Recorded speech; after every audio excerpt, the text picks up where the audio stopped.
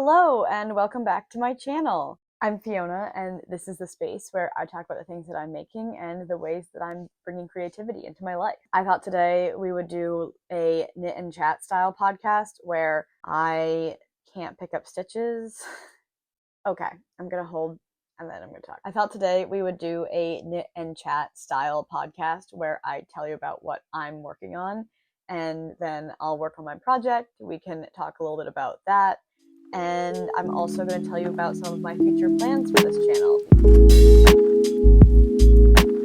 Alrighty, so it looks like we haven't actually chatted since before I went to Rhinebeck, which feels like a lifetime ago, but it was probably really only a month ago.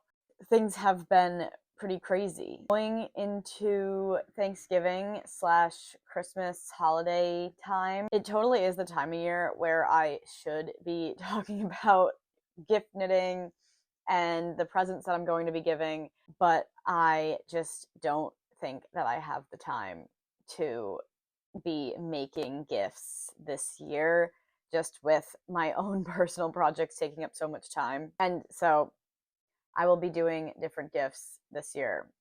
Not a problem, just not my knitting. Oh my god, this stitch. If you haven't watched my Rhinebeck vlog video, you should finish this video and then you should go watch that one. In that video, I go through the whole experience. I talk about all of my acquisitions and my knitting plans with it. And then I also talk about some of my swatches and upcoming projects. So it's a little bit like a mini podcast episode. But since then, my project planning and organization and general content has kind of gone sideways because I keep taking on giant projects and then being shocked that they take a lot of time to finish. So it's a little bit difficult to piece together coherent narratives when you're not sure if your project is ever going to end. With that said, let's talk about my whips, starting with the $10 dress. I'm going to hold it like a fish, like men on Tinder hold fish.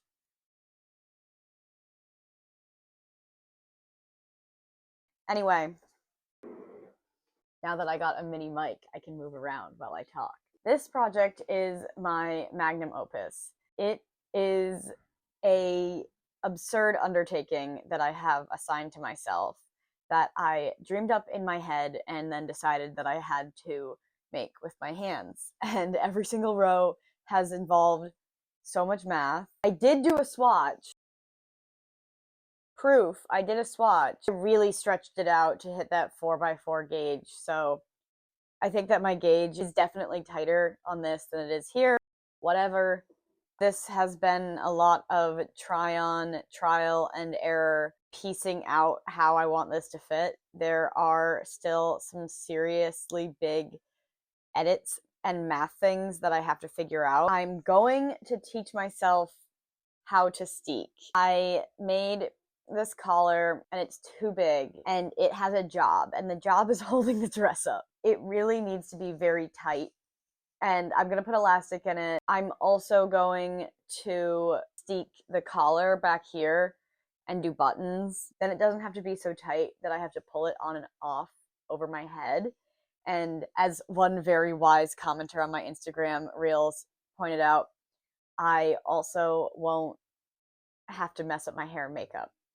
Genius. So I'm gonna get little like mother of pearl buttons or tiny little buttons to put back here and like make it invisible to put this on and off. I also am going to do a double knit ribbing, I think, all throughout the back and probably thread up some elastic in here just to cinch it tight so it's not falling off towards the front. And I'm knitting it floor length. So I put it on today and it is below my knees, but I still have to do the whole length of my shins. And that's just a really, really long way to knit flat. But I'm very brave and I'm going to be so happy when I achieve the look that I want. And that is what is motivating me. I started with a lot of lead time. I want to wear it to my birthday party. That's in 3 weeks. I definitely have less than 3 weeks of work here. So I think I will be easily able to finish this in time. I just need to get my nerve up to steek the dress.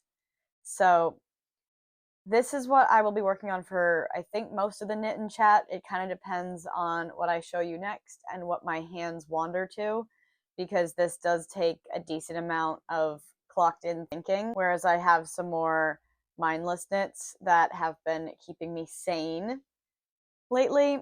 So let's get into it. Next is the Caramel Sweater by Petite Knit. I feel a little bit lame buying and knitting a raglan turtleneck pattern. It has some German short row shaping in the back, but it's not the most advanced. You know, I can do whatever I want. I don't need to be designing patterns left and right. This dress is the first pattern that I've designed. It's the first thing I've ever really freehand, because my brain loves math and rules so much that it just was a really big hurdle to get over, figuring out how to do the proportions of how many stitches are in an inch across. Like, that alone was stressful enough. This is my Caramel Sweater. This is also my palette cleanser because she's simple stockinette. I'm knitting her up in Sandnes Garn Sunday, which I bought off of Facebook Marketplace, and then I got this Claws Out Yarn Co. mohair to go with it. I was initially not going to knit with these two together. It's funny because I bought this to go with this. It came, I looked at it together, and I really didn't like it. And then I need a swatch because I'm in my swatching era, and it looked so good. I'm really, really excited for this. The material is just so nice. It's going to be such a perfect slouchy plain sweater that I can just pull on, and it's not going to be as much of a statement piece as some of my other sweaters are. Imposter syndrome aside, from how self-conscious I feel wearing my sweaters in public and having everybody know that I made it. So this is going well. This was my Seattle trip knit. I went to Seattle with my boyfriend. See, this is what I mean. I will get talking and then I will start knitting the next thing that's in my hands. I went to Seattle with my boyfriend to visit his friends, and I got to see one of my really close friends who also lives out in the Pacific Northwest, and we had a really great trip. It was super duper a whirlwind, because let me tell you, flying cross country for a long weekend takes a lot out of you, and I sure am a hell of a lot more tired in my 26, almost 27 years of age than I was when I was 24 and did insane things like this. So, oh, the cat is messing with my yarn. Oh dear. Anyway, talking about Seattle is twofold, because one, it gives me an opportunity to put in some pretty vlog clips right here.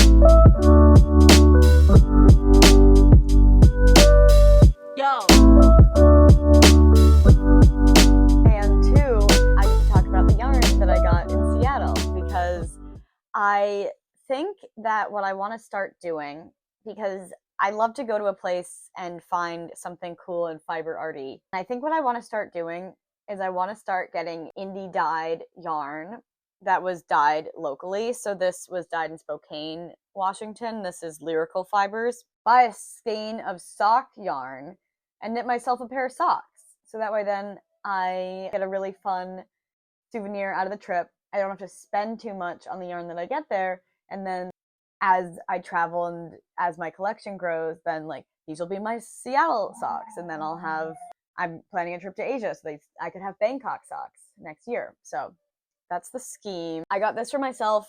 I think that this is called Don't Fear the Reaper.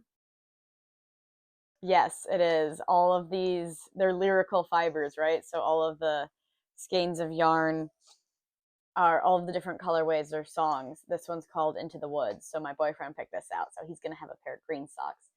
And I think I should just cast these on because I'm gonna just do vanilla socks for him.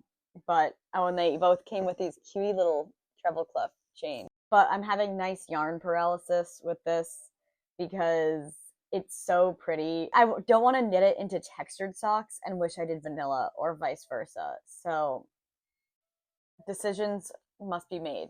And I love to knit socks because they're an easy on the go project. They're great like palette cleansers for when you're knitting much bigger projects. Socks are probably going to become a big part of my repertoire as I move forward. Okay, last but not least, for things actively on my needles, which is an important specification that I need to make because whoo boy, have I not been finishing projects lately. This is a pattern test for Renee Knits. This is the Juniper vest. I keep saying I'm not going to do more pattern tests, and then I saw this on TikTok. This is what it looks like finished. It is worsted weight yarn. It's knit on 5mm needles. I knit this much in basically an evening, so I really needed something on big needles because everything else that I'm working on is on 4mm or smaller. The dress is on 4mm, the caramel sweater is on 4mm. Obviously, these are going to be socks. And then I have 2 other projects that I'm like staring down, trying to decide what I'm going to do with them because I'm going to finish them, but I need to figure out when because I also want to be excited about the things that I'm working on. So this has been my nice little palette cleanser. I do think it's going to go really quick and I'm going to be done like within the week. That's what my other 2 whips in my lap are for. Anywho, let me clear off my little workspace here. Okay, now let's talk UFOs, or unfinished objects, shall we say. New segment for me, because I am not being shameful of the fact that I haven't finished this yet. This is my pattern test for the Celia sweater by Sari Nordland. All I had to do for the pattern test requirements was knit the whole yoke down to where I joined for sleeves, knit this gorgeous double folded collar, and then knit 1 sleeve. This, I actually think, is the most humane way to pattern test sweaters because this isn't going to increase or decrease down to the bottom. You can do the same ribbing and bind off at the bottom. This was a new bind off that I've never done before. It looks beautiful, but it's not very stretchy, so that's kind of frustrating, but whatever. And then the sleeve decreases. This sweater is friggin' unbelievable. I cannot believe that I made this with my hands. It is a super fun knit, but it is not a relaxing knit, and it is not something that I can work on casually. I think that I would need to have like a plane ride in order to work on it. Fiona, why didn't you work on it on the plane to Seattle? Listen, I had to choose between what projects I could bring in my bag because I tried to bring it and I actually regret not bringing it, but there will be more mindless rides for me to work on this in the future. This is also knit on 4mm needles, so can you tell why everything is being kind of held up? Because these are on my 4mm woodens and the dress is on my 4mm metals, so simply can't work on this. The day that I finish her, you will know.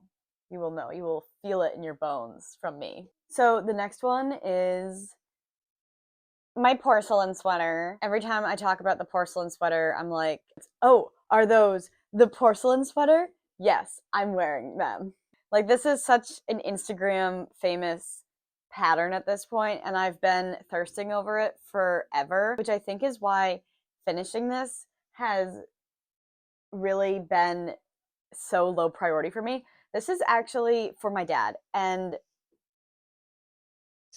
my dad is bigger than me, so I'm really worried about this fitting at all. And if it doesn't, I think that I'm just going to finish it and Fiona's going to have a porcelain sweater. And I bought nice yarn to knit myself one because I want one that's blue on the white rather than white on the blue. This is knit in Cascade 220, which is a very, very affordable, nice fingering weight Peruvian wool. And I love Cascade 220.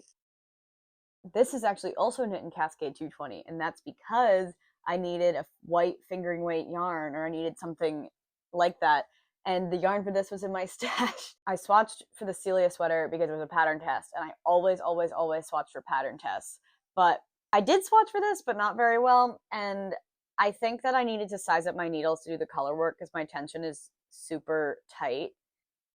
That's why this ended up, I think, the way that it did. I'm going to, at some point, pick up the collar and knit that. I think that's how I'm going to start. And then I'm going to knit a sleeve. and then we're going to see how I feel. Because if I can finish this and it fits my dad, it would be perfect to give him for Christmas. It will have taken me like 6 months. I also would like to do a project vlog of finishing this. I actually recorded half of a vlog of me making this when I started it in May. So I have content for it. I just don't really want to be mixing up my content and my projects, and I work so haphazardly. Like I really have projects all over my apartment, and I like walk to one and I pick it up and I work on it, and then I put it down so I can pick up another one and work on it. And not being able to have this on needles has definitely been detrimental to me finishing it. So I was watching Breathing Yarns podcast, and she talked about how she wasn't super comfortable talking about acquisitions, which I really respect, and I don't think that I often talk about acquisitions, but I have some stash yarn slash acquired yarn slash projects that I have planned that I want to tell you about. So let's talk about it that way. First, I got this Mohair So Soft from Loopy Mango. My cat is being kind of weird right now, and one thing is I released a sewing vlog of me sewing my Barbershop Quartet Halloween costume, and you should watch it. I'm really proud of it. I had so much fun making it. Charlie is a major character in it, and she's adorable and funny, and I would love to make more videos like that. So please check it out, because I don't know, I think it might be what I'm going to be doing more of. I got this Mohair So Soft by Loopy Mango from Cleo's Yarn Shop, who organized the bus that took us on the trip. So that was really awesome. Thank you, Cleo's. I think I'm going to knit mittens with this. Is that a terrible idea? Maybe I'll just make a hat. It's definitely scratchy, so I don't think I want it as a scarf. I only have the one skein, so need to be creative. I picked up this gray periwinkle sheep yarn from the Spinning Rooms booth at Rhinebeck. These are my Rhinebeck acquisitions. I go more into depth on them in my Rhinebeck blog, so once again, watch that after this one. I got this yarn from the Periwinkle Sheep. This color is the Ghost of Molly. Love that. Spooky. I'm always spooky. This is locally dyed in Albany. I'm from upstate New York, so I love having the opportunity to get something that's like special and homey for me. I had previously gotten this vintage blue from the Spinning Room in person in Altamont. This is also by the Periwinkle Sheep when I was visiting my parents in May. This is actually when I got the same Cascade 220 for my dad's sweater. He wanted to knit his porcelain sweater in this color, and I can't say I blame him, and I stole the idea. So sorry, Dad, I guess I really need to finish your sweater now. Anyway, planning on these for the porcelain sweater. I have been thinking about picking up a mohair to hold double with this, just to make it the yarn a little bit chunkier, so that way hopefully my gauge isn't as tight. And I am a little bit afraid that it will ruin the beautiful colors of this yarn. I don't know. That's for a future Fiona, and this is part of why I buy yarn the way that I do, is because then I feel like I can validate another expensive purchase because I'm using yarn in my stash, right? So my other Rhinebeck acquisition is this beautiful set from Utopia. They had the most beautiful maroon mohair I've ever seen in my entire life. I am so excited to use this. This has literally been hidden from me because I know that I'm going to need to wind it up and cast it on. I got this fingering weight wool also from Utopia. This is in the color Brick Heather. This is in the color Scarlet. I'm literally so excited to hold these double. I'm going to knit either the Friday jacket by Petite Knit or the Daydreamer cardigan by Veronica Lindbergh. Daydreamer cardigan does call for worsted weight yarn, so I might get canceled out of that, but I like the shape of the stitching on the Daydreamer cardigan better because I like that it goes out like a raglan. So I might just be cobbling those two patterns together because now knitting this dress has given me the audacity to do stuff like that. That's this. I'm super excited to use it. I literally had to prevent myself from jumping out of bed and winding it up and casting it on at like 3 a.m. on a random weeknight. I'm so excited, and I'm gonna wear the heck out of it. So I really do think I want to cast it on soon. But guess what size needles it uses? My last little acquisition slash plan is I got 2 skeins of Fairy Floss by Juniper Moon Farm from Knitting Fever, which was really exciting. I went to a knit night hosted by Olga of Gotham Knits, and they gave us all little goodie bags of free yarn from Knitting Fever, just kind of as a Knitting Fever promo. And I got this awesome yarn, and I want to knit a pair of sleeves. I saw this wrap style sleeves on someone's patterns I want to knit TikTok, and I didn't screenshot it or write down the name.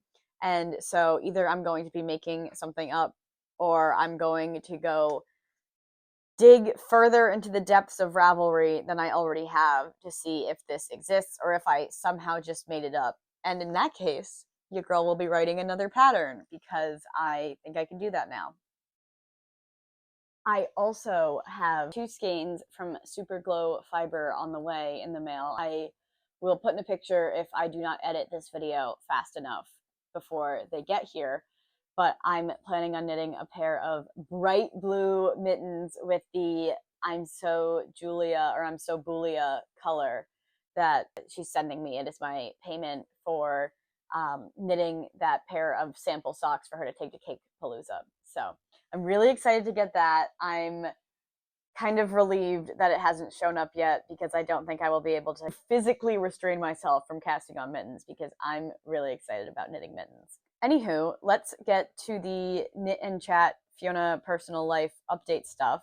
I guess I'm working on my caramel sweater since I can just knit this in the round.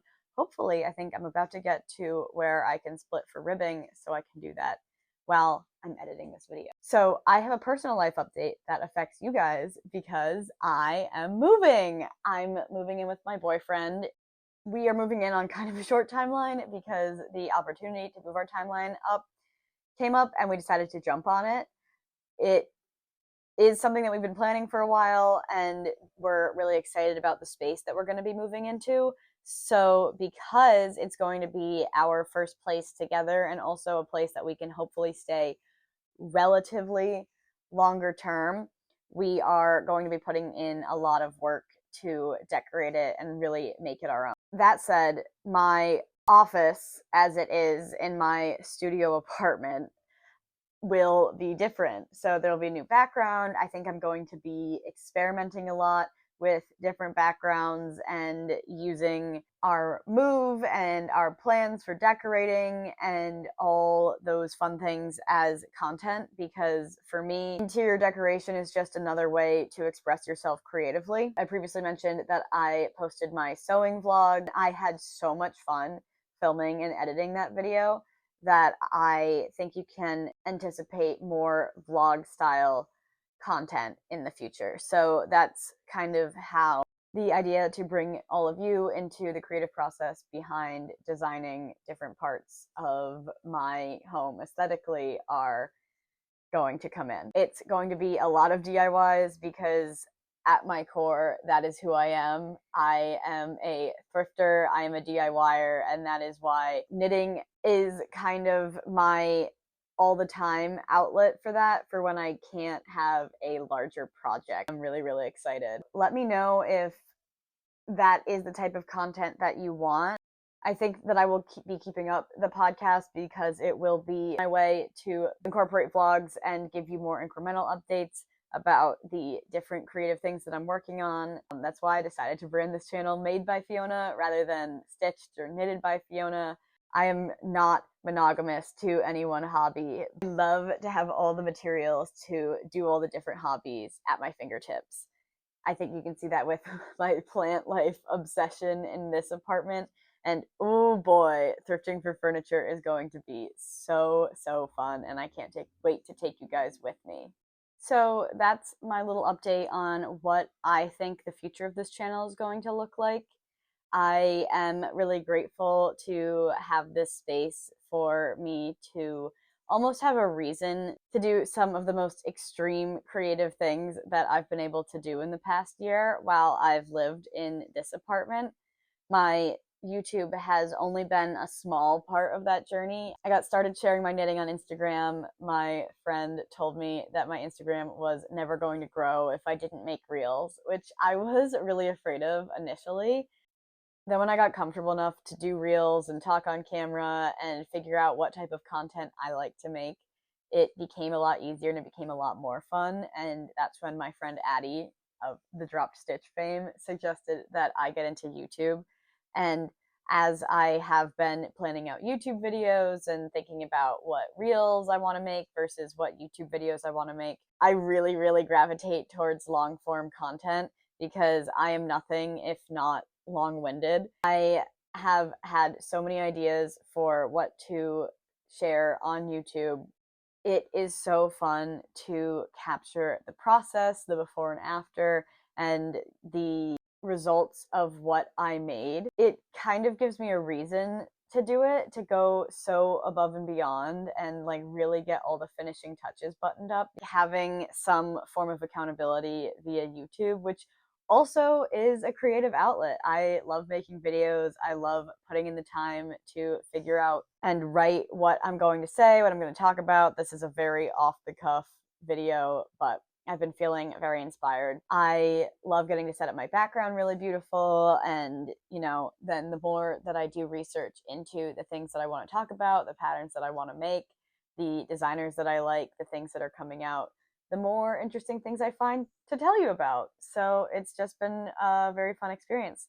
This, I believe, is podcast number 5. I haven't been doing this super long, but it feels like I've been doing it for a while, and all the work that I've put in has been significant, and I really appreciate everyone who it resonates with. Thank you so much for being here. I've been having so much fun. Let me know if you prefer podcast style videos or vlog style videos. I think either way, it's just going to be me sharing my thoughts on the things that I'm making. I do feel like vlogs give me the opportunity to go more in depth on kind of a how-to, or at least my reasoning behind, the decisions that I make. In the absence of my vlog making my pink knit dress, this will have to do because the pink knit dress is going to take longer than I anticipate. Plus, with the holidays coming up, it's not going to be an easy time for me to get content out. Anyway, all that rambling aside, thank you so much for watching. If you don't already, please be sure to follow me at Made by Fiona on Instagram. I post over there pretty much every day about the absolute nonsense that I am up to. I will be posting a lot more updates about my dress and any of the other projects that I just told you about that I worked on. But I also will be sharing a lot of the same reels that I'm sharing on Instagram over here on YouTube Shorts. So you could also just subscribe to my channel and you can keep up with my shorts there. My dress is coming along quickly, and I think that I've gained a lot of subscribers because of it. And I'm really glad that you're here. Just another reason why this whole thing has been so fun. Anyway, that is all that I have. I'm going to cut myself off from this long-winded yap session, and I am looking forward to seeing you in the next episode. Bye.